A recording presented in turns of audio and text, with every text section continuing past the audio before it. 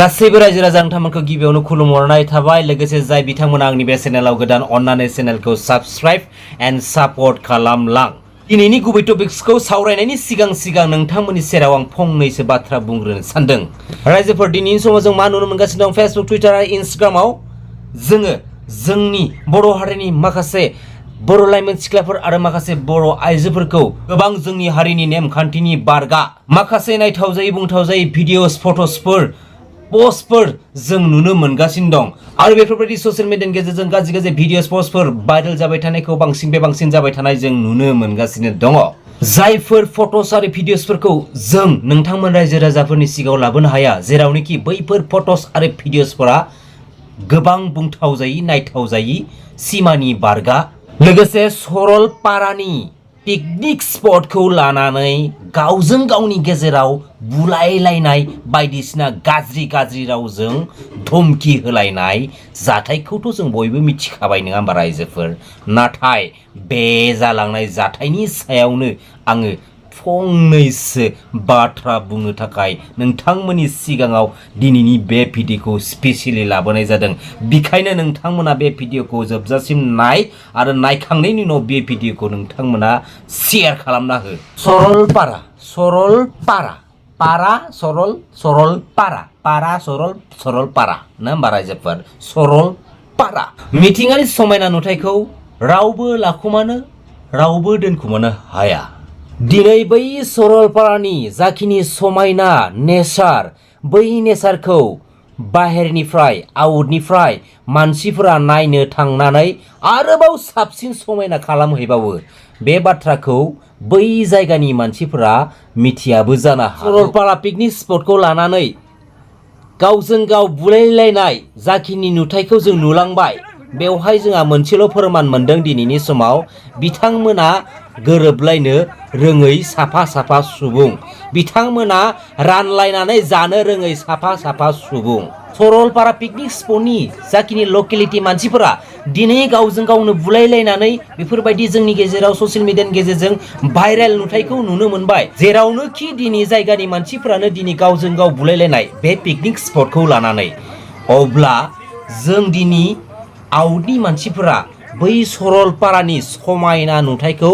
नायनो थांनो थाखाय माबोरैहाय साहस मोनगोन, माबोरैहाय गोहो मोनगोन जेरावनोखि बै जायगानि मानसिफोरानो दिनै गावजों गाव बुलाय सोलाय। बेसे लासिं सिं नङा होमबा, बेसे लासिं सिं। सरलपारानि जाखिनि समायना नुथाय बे समायना नुथायखौ आरोबाव इन फिउचार फैबाय थानाय समाव जेन गोजौ फारसे समायनासिन खालामलांनो हागोन नामा, गोजौ फारसे दावखो होलांबाय थानो हागोन नामा, बेनि माखासे खोथाखौ लानानैसो गोबां मानसिफोरा बै जायगायाव पिकनिक जानो थांनानै सापर्ट खालामहैबाय थादों। नाथाय बै मानसिफोरा बैफोर बाथ्राखौ दिनै हमदांनो हायाखै। बायसान्स जों दिनैयो आउटनिफ्राय सरलपारायाव जों पिकनिक जानो थांबाय, जोंनि गेजेरावनो माबा मोनसे जुदि नांलायनाय खमलायनाय जायोब्ला बै थाखानाय सरलपारा पिकनिक स्पटनि थाखानाय मानसिफोरा जोंखौ बुजायनो गारै बिसोर जोंखौ उल्थासो बुनासो हरगोन बायदि आं दिनैनि समाव नुहरो। जेरावनोखि दिनै बिसोरनि गावजों गाव दाङाबाजिखौ जोङो रिलेटेड खालामनानै साननो थाङोब्ला नंगौना नङा रायजोफोर। आरो बे बुलायलायनायनि आन्दोआव माखासे पलिटिकेल लिडार्सफोराबो इनभल्भ दं होननानै जों मिथिनो मोननाय जादों। दा बेवहाय बुंनो गोनां बाथ्राया बेसो, जाय पलिटिकेल लिडारा बे बुलायलायनाय दावराव दावसि जानायाव इनभल्भ दङ बिथाङा जोंनि रायजोनि बर' फिसाफोरनि बर' बिदा फंबायनि गेजेराव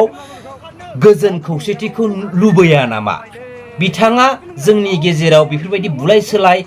नांलाय खमलाय होसोलायनायखौसो बिथाङा मोजां मोनो नामा? ना बिथाङा बेफोरबायदि खालामनानै आउटसाइडनिफ्राय क्रेडिट लागासिनो दं नामा? बिदिबो जानो हागौ नङा होमबा रायजो राजा नोंथांमोन। बेखायनो रायजो राजा नोंथांमोना दिनैनि समाव बेखौ मिथिना लानाया गोनांथार दि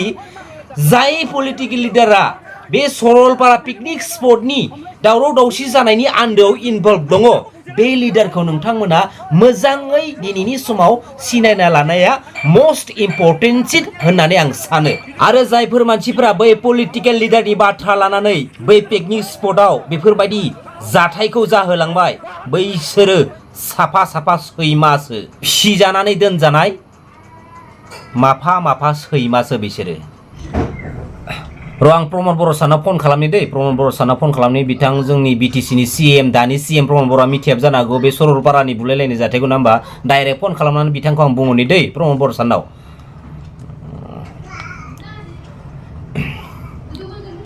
हेल' सार प्रमद बर' सार ना अ सार नै दा आं मा बुंदों बर'नि अशक राजा बुंदों आं सार बाथ्राया माने बै दाखालि जानानै थांनाय सरलपारा पिकनिक स्पटआव दि बुलायलायनानै जानानै थांबाय ना होमबा सार ओं सार नोंथाङा बेनि भिडिअखौ नुगोना नुवाखैबा आच्छा दा जायखिजाया बेवहाय मोनसे बाथ्राखौ मिथिनो मोननाय जादों जे बे सरलपारा पिकनिक स्पटनि जिथु बुलायलायनाय जाथाय नङा होमबा सार बेनि आन्दोआव माने सोरबा पलिटिकेल लिडारनि आखाइ दं होननानै मिथिनो मोननाय जादों आरो रायजो राजाफ्रा दा नोंथाङा बेनि आन्दोआव सोर पलिटिकेल लिडारा आखाइ दङ बा लोब्बा दङ बेखौ नोंथाङा एसे नायबिजिरनानै एसे माने क्लियार खालामना होबाथाय मोजां जागोनखौ आं मोजां नुहुरो आरोना सार सार ना सार माने बाथ्राया ओरैबायदि जादों सार बे सरलपारानि पिकनिक स्पटखौ लानानै जाथु बुलायलायनाय जाथाय जालांबायना सार ना बे जाथायनि आन्दोआव माने सोरबा पलिटिकेल लिडारनि आखाइ दं होननानै मिथिनो मोननाय जादों रायजो राजाफोरा सार ओं बेखायनो आंनिफ्राय मोनसे खावलायनाय सार प्रमद बर' सार नोंथांनिसिम माने बे बुलायलायनाय जाथायनि आन्दोआव सोर पलिटिकेल लिडारा आखाइ दङ नोंथाङा इखौ एसे माने इनकुवारि खालामनानै नोंथाङा बे जाथायखौ एसे निउट्रेल खालामना दोननाया मोजां जायो आरो सार माने एसे बुजायना दोनबाथाय मोजां जायो आरो सार ना आं बेखिनिखौनो खावलायबाय सार सार दे जागोन सार थेंक इउ बेफोरबायदि गावजों गाव बुलायलायनाया मोनसेल' बाथ्राखौ क्लियार फोरमान होयो जों रायजो राजानि गेजेराव बे बाथ्रायानो जाहैबाय मा जायफोर मानसिफोरानोखि गावजों गाव बुलायलायदों दिनैनि समाव बैफोर मानसिफोरनाव साफ्रोमनावबो